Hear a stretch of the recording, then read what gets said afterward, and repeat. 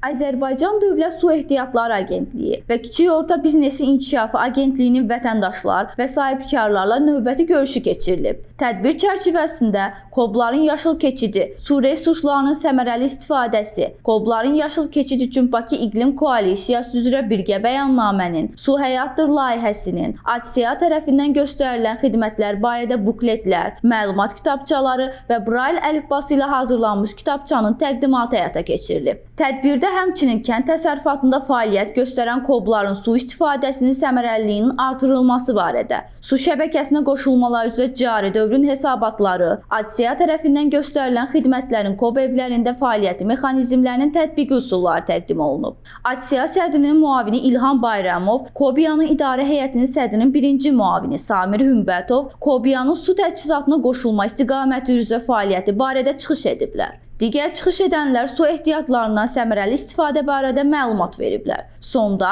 su təchizatına qoşulma ilə bağlı videorolik təqdim edilib. İlahə Qəmbərli, Təbriz Quliyev, Heydər Həsənli, Missiya TV.